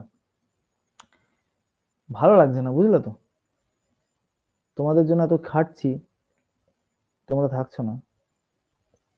রবীন্দ্রনাথ লিখেছিল, হতে পারে। আমার বাংলায় আমি একটু, বুঝতেই পারছো, দেখছো তো, অনেক ইংরেজি ওয়ার্ডের বাংলা ঠিক করে বলতে পারছি না। যাই হোক, ভাষার যে কি ভূমিকা, ভাষার যে কি গুরুত্ব, সেগুলো আমরা একটু দেখে নিই, এক ঝলক দেখে নেবো। বেশি সময় আমাদের হাতে নেই, 8টা 7 বাজে। ভাষার কি কি ফাংশন রয়েছে?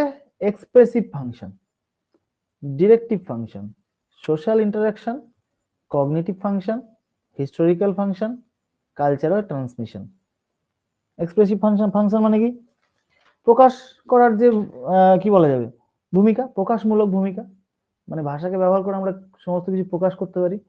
ডিরেক্টিভ বা ডাইরেক্টিভ যেটাকে বলছি কি না, এটা হচ্ছে তোমার নির্দেশমূলক, মানে আমরা কোনো কিছু ডিরেকশন দিতে পারবো, নির্দেশ করতে পারবো, দেখাতে পারবো ওইটা এইটা। সোশ্যাল ইন্টারাকশন মানে সামাজিক মিথস্ক্রিয়া, সামাজিক মিথস্ক্রিয়া আমরা ভাষার মাধ্যমেই করি।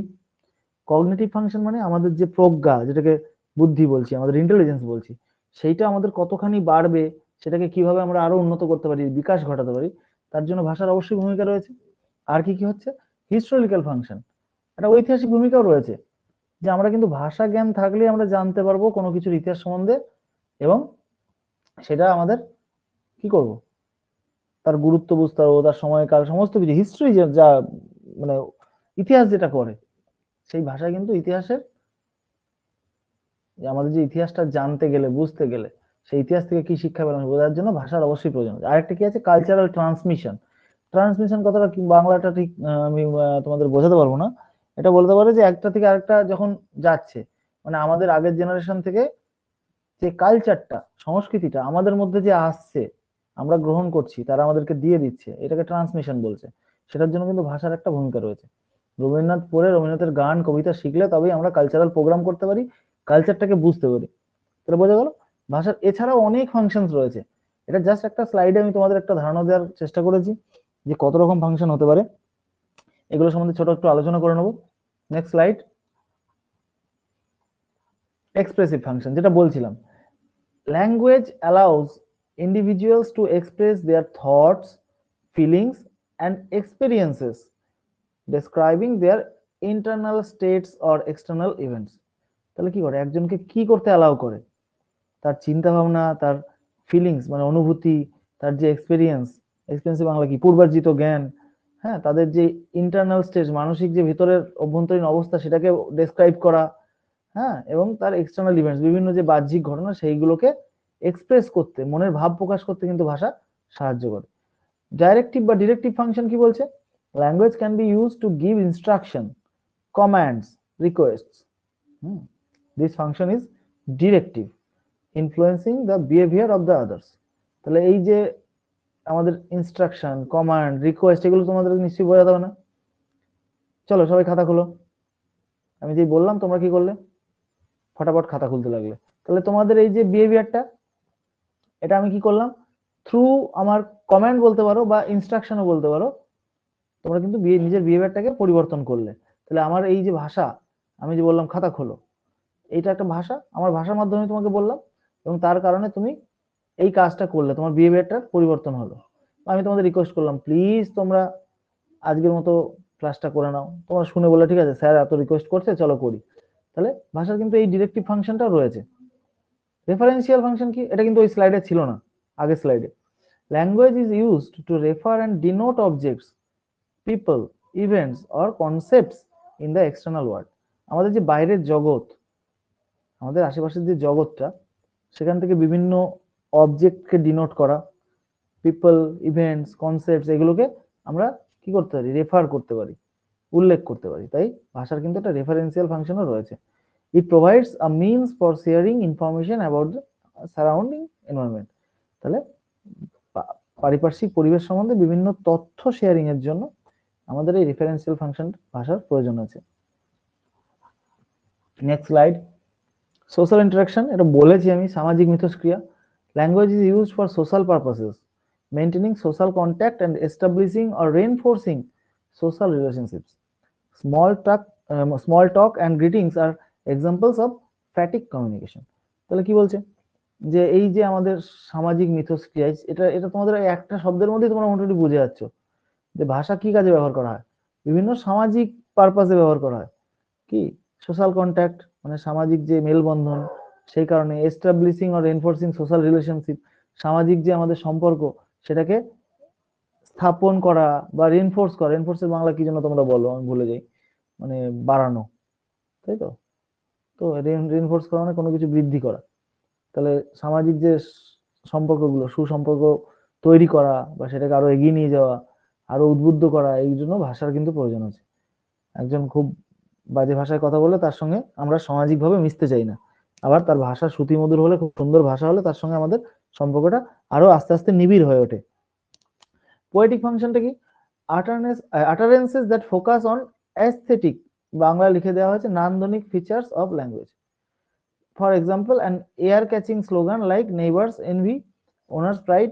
মানে এই যে আমি বলছিলাম না যে একটা বাচ্চা একটা গান শিখে ফেলছে, হ্যাঁ, এয়ার ক্যাচিং মানে শুনলেই ভালো লাগে, এইরকম কিছু স্লোগান বলতে পারো, বা ভাষার মধ্যে এমন কিছু কথা থাকে যেগুলো কি হয় আমাদের সহজে চট করে মনে ধরে, কানে ধরে।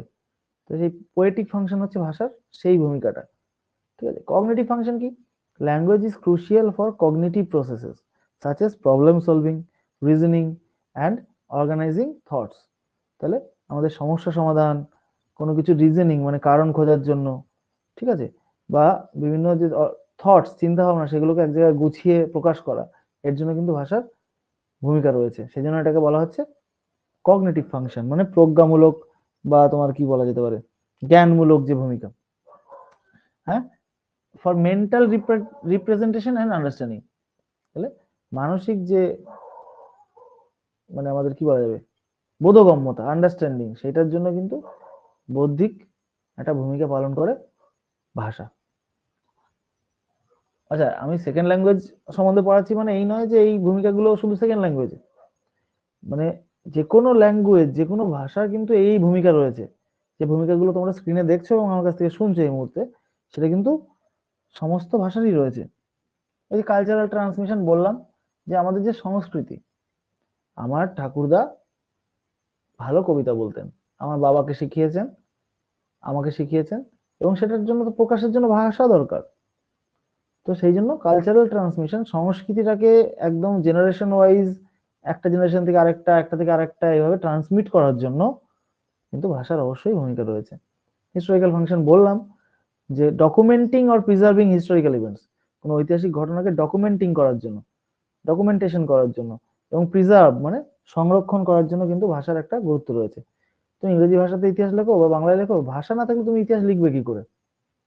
আচ্ছা, আমরা পড়েছিলাম না যে গুহার দেয়ালে ছবি এঁকে এঁকে সব ঘটনাগুলো সাজিয়ে রাখতো। তো তো ওটাও তো ল্যাঙ্গুয়েজ, ওটাকে আমরা সাইন ল্যাঙ্গুয়েজ বলতে পারি। হ্যাঁ, সাইন ল্যাঙ্গুয়েজ বলতে পারি, চিহ্ন সাইনটাকে যদি চিহ্ন হিসেবে নিই।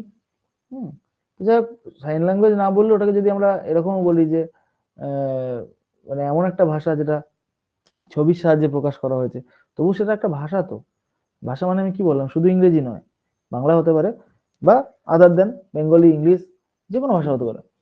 তাহলে ভাষার এই ভূমিকাগুলো কিন্তু আমাদের জীবনে রয়েছে। এবার চলে আসো ডেভেলপমেন্টাল ফাংশনস অফ ল্যাঙ্গুয়েজ, ভাষার বৃদ্ধিমূলক কাজ। চলবে তো ক্লাস, নাকি এবার বোরিং লাগছে? বেশ, আমি চালিয়ে যাই, কিছু করার নেই। ভালো না লাগলেও একটু কষ্ট করতে হবে। উচ্ছে খাও, উচ্ছে সবাই খাও, দেখবে তেতো। শরীরের জন্য যে জিনিসগুলো ভালো না, সেগুলো খেতে খারাপ লাগে। যেগুলো আমাদের জীবনে উপকারী, তার মধ্যে বেশিরভাগটাই খারাপ, তেতো। তাই আজকে ক্লাসটা যদি বোরিং লাগেও কিছু করার নেই, এটা আমাদের কাজে আসবে, আমাদের ভালো কাজে লাগে। বেশ, কন্টিনিউ করছি। অ্যাকর্ডিং টু, দাঁড়াও এক সেকেন্ড, দাঁড়াও।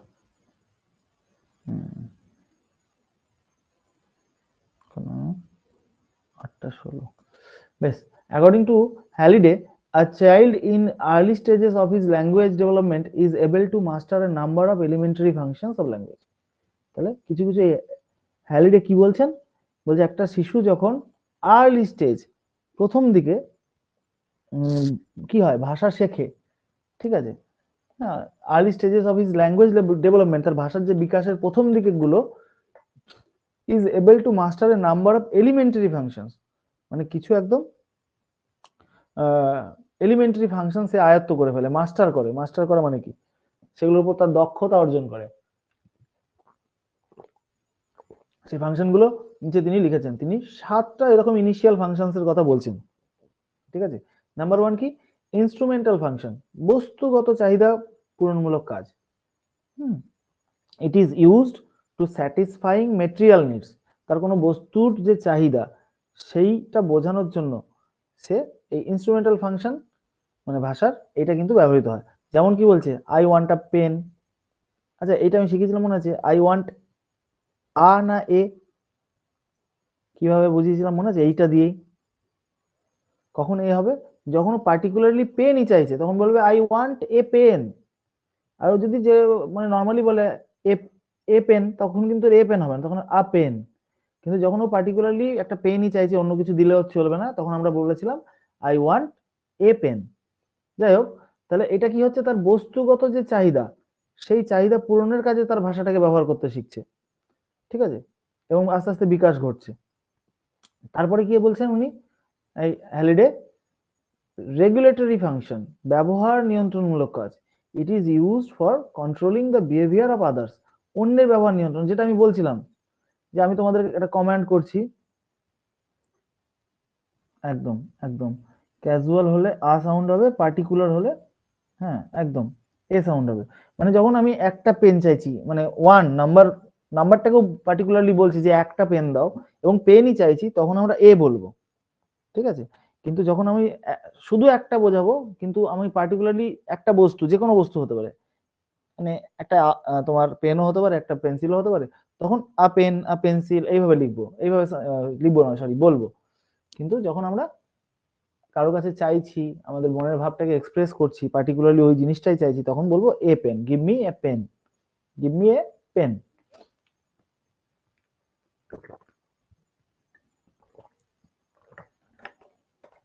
বেশ, তাহলে কি হলো, অন্যের ব্যবহার নিয়ন্ত্রণ করছে, রেগুলেটরি ফাংশন। কি বলছে, ডু হোয়াট আই সে, আমি যা বলছি তাই করো।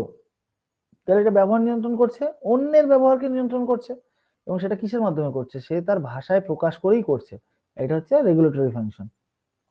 তিন কি, ইন্টারাকশনাল ফাংশন, সংযোগমূলক, যেটা মিথস্ক্রিয়া করছিলাম আমি, ইন্টারাকশন।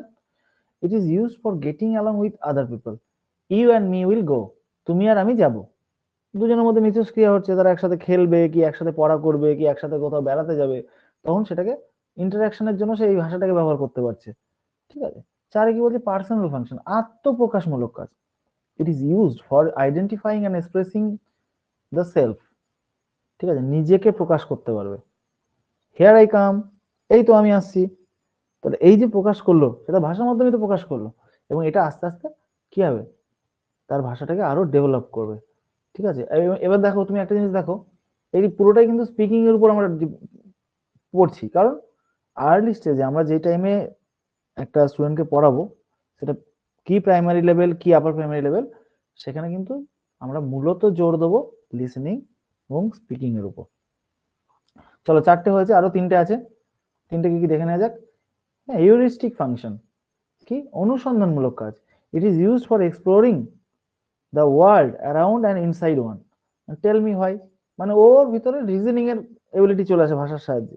একটা কিছু তুমি বললে, ও শুনলো, কি বললো কেন এরকম হয়, তাহলে এই যে ফাংশনটা ভাষার, এটাকে বলছে হিউরিস্টিক ফাংশন, অনুসন্ধানমূলক কাজ বা ভূমিকা। এখানে কাজ বলতে ভাষার ভূমিকাকে বোঝাচ্ছে। ইমাজিনেটিভ, কল্পনামূলক। It is used for creating a world of one's own. Let's pretend, example হিসেবে কি বলেছে, লেটস প্রিটেন্ড, মনে করো তুমি একজন ডাকাত, তাহলে এই যে ও এটাকে কল্পনা করতে পেরেছে যে আমার বন্ধুকে আমি ডাকাত সাজাবো, কি ধরে নাও আমি পুলিশ, তাহলে ওই যে ও কল্পনা করে নিচ্ছে, ইমাজিনেশন হচ্ছে ওর মধ্যে, সেই ফাংশনটাও কিন্তু ভাষা থেকেই আসছে এবং ভাষাতেই প্রকাশ করছে। ইনফরমেটিভ, তথ্য প্রদানমূলক। It is used for communicating new information. ঠিক আছে, যেরকম I have something to say you, তোমাকে না আমার একটা কথা বলার আছে। তাহলে এই যে ইনফরমেশন দেওয়ার জন্য সে ভাষাটাকে ব্যবহার করছে, এটা হচ্ছে তার ভাষার ইনফরমেটিভ ফাংশন।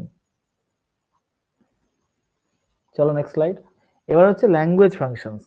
তাহলে আমরা এতক্ষণ ধরে মূলত জোর দিয়ে পড়ছিলাম সেকেন্ড ল্যাঙ্গুয়েজ ফাংশনস অফ কি, ল্যাঙ্গুয়েজ পড়ছিলাম মূলত সেকেন্ড ল্যাঙ্গুয়েজের উপর জোর দিয়ে। এবার যে কোনো ভাষার যে কি কি ফাংশনস হয় সেটা একটু দেখে নেব, বেশি নেই আমাদের ক্লাস শেষের দিকে, তোমাদের বেশি সময় নষ্ট করব না।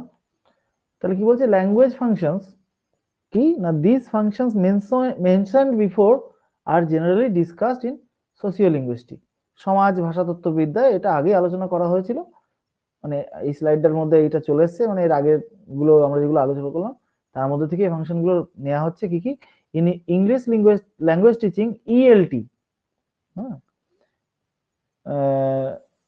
কি বলছে, function of language refers to the purpose for which an utterance or a unit of language is used. Bangla কি বলছে, দ্বিতীয় ভাষা শিক্ষার ক্ষেত্রে বিশেষ কোনো কাজ করা বা করানোর উদ্দেশ্য নিয়ে কোনো বাক্য ব্যবহার করা হলে সেই কাজটিকে ওই বাক্যের ক্রিয়া বা ফাংশন বলে। Thus, in ELT language functions are described as categories of behavior. মানে ব্যবহারের যে মানে কোনো ভাষাকে কি কিভাবে ব্যবহার করা হচ্ছে সেইটাকে এই ভাষার ফাংশন বলছে। যেমন রিকোয়েস্ট, কমান্ড, অর্ডার বা আদেশ, আস্ক মানে চাওয়া, ইনভাইট মানে আমন্ত্রণ করা, সাজেস্ট মানে উপদেশ দেওয়া, বেগ মানে প্রার্থনা করা, ইনস্ট্রাক্ট মানে নির্দেশ দেওয়া। এইগুলো কি করে, ভাষাকে ব্যবহার করে এই কাজগুলো করানো হচ্ছে। এই এই যে বলছে না, যে কোনো বাক্য ব্যবহার করা হলে কোনো কিছু কাজ করার উদ্দেশ্যে, তাহলে আমরা কি রিকোয়েস্ট করছি কাউকে, তাকে একটা কোনো কাজ করানোর জন্য অনুরোধ করছি বা হুকুম করছি বা আদেশ দিচ্ছি, তার কাছে চাইছি, এগুলো কি তাকে কাজ করানোর জন্য, বা আমি একটা কাজ করতে চাইছি সেটা প্রকাশ করার জন্য। তাই ভাষার ফাংশন বলতে এইগুলোকেও ইএলটি তে মানে ইংলিশ ল্যাঙ্গুয়েজ টিচিং এ এইগুলোকেও ভাষার ফাংশন হিসেবে ধরা হয়।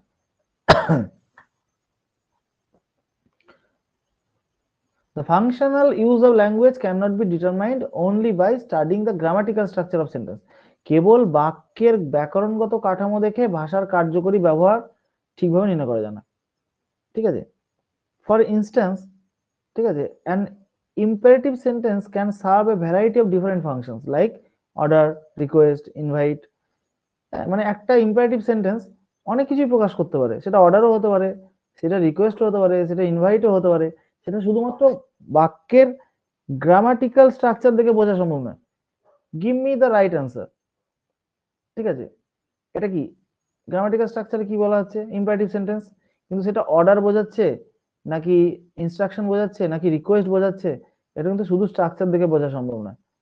পাস দ্য সল্ট, এটা রিকোয়েস্টও হতে পারে, অর্ডারও হতে পারে।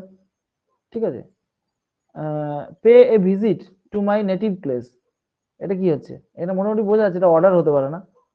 আমার নেটিভ প্লেস মানে আমার গ্রামের বাড়িতে একবার ঘুরে যেও, তাহলে এটা কি বলছে, ইনভাইট করছো তাকে তুমি। স্ট্রাকচার সবারই মোটামুটি সমান, দেখো ভার্ব গুলোকে আগে রাখা হয়েছে। হ্যাঁ, তো স্ট্রাকচার দেখে কিন্তু কনটেক্সট না দেখলে তুমি বুঝতে পারবে না যে কোন ইম্পারেটিভ সেন্টেন্সটা ঠিক কোনটাকে বোঝাতে চাইছে, কমান্ডটাকে নাকি রিকোয়েস্টকে নাকি ইনভিটেশনকে। এগুলোকে বুঝতে গেলে আমাদের কনটেক্সটে জোর দিতে হয়, শুধু গ্রামাটিক্যাল স্ট্রাকচার দিয়ে বোঝা যায় না।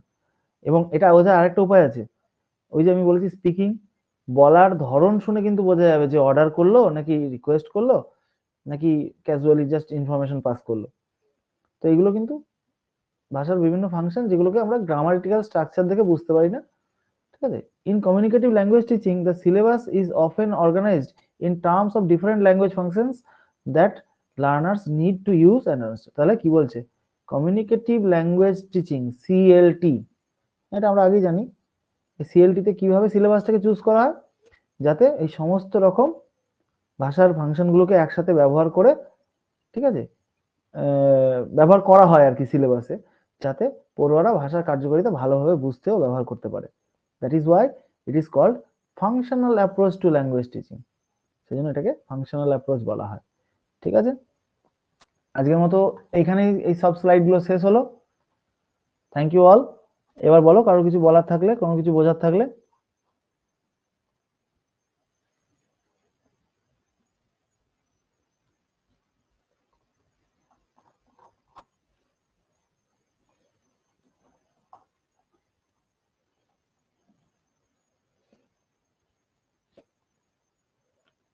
কেউ কিছু বলছো না? ক্লাস কেমন লাগলো আজকে বলো, কতটা বোরিং লেগেছে? বোরিং লেগেছে না ভালো লেগেছে?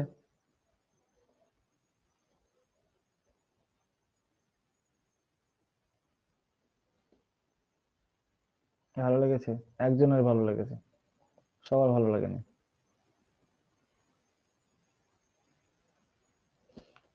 স্যার পিডিএফটা যখন সেন্ড করেন তখন কোশ্চেন আনসার গুলো মার্কিং করা থাকে না।